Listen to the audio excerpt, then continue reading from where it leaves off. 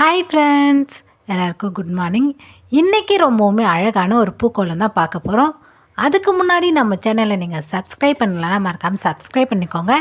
And also கீழே இருக்கிற bell ஐகானையும் click பண்ணிக்கோங்க. வாங்க வீடியோக்குள்ளே போகலாம். இன்றைக்கி அழகான ஒரு பூக்கோளம் தாங்க பார்க்க போகிறோம். அதுக்கு முதல்ல 15 புள்ளி 8 வரைக்கும் முடிகிற மாதிரி வச்சுக்கோங்க. அதுக்கப்புறமா 8 புள்ளி முடிஞ்சது பார்த்திங்களா, அதனுடைய ஃபஸ்ட்டு புள்ளியில் 3 புள்ளி சேர்ந்த மாதிரி ஒரு முக்கோணம் போட்டுட்டு, அதுக்கப்புறமா கீழே இலை வரையத்துக்கு 3 புள்ளி வர மாதிரி ஜாயின் பண்ணிக்கோங்க. கீழே 3 புள்ளி மேலே 3 புள்ளி வரைஞ்சிங்கன்னா இலை மாதிரி வந்துடும். நீங்கள் இலை கரெக்டாக போட்டதுமே மேலே பாக்ஸ் மாதிரி அதுவே வந்துடும். மேலே பார்த்திங்கன்னா 3 புள்ளி சேர்ந்த மாதிரி ஒரு வளைவு போட்டுக்கலாம்.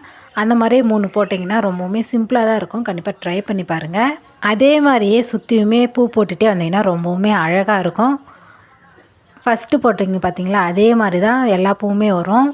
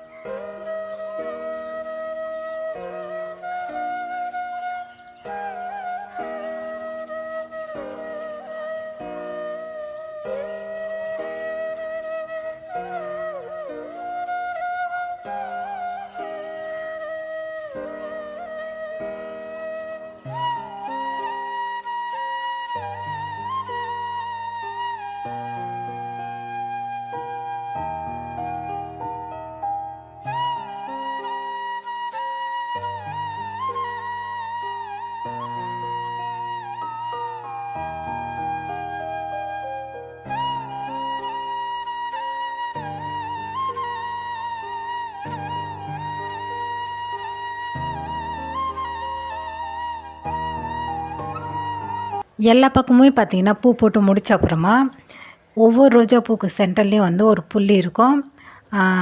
அதை ரவுண்ட் பண்ணிக்கோங்க. அப்போனா தான் சென்டரில் பூ கரெக்டாக வரும்.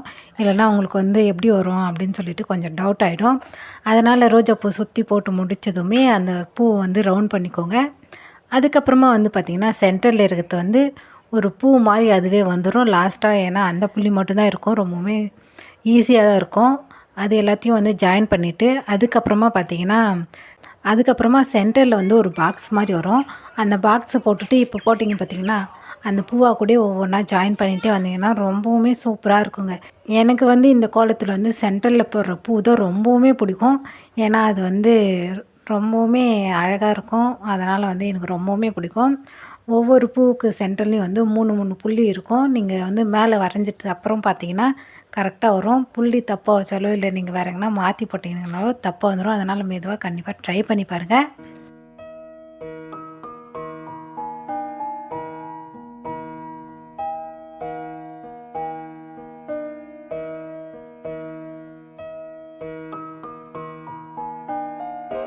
அவ்வளோதான் ஃப்ரெண்ட்ஸ், இதோட நம்ம வீடியோ முடியுது.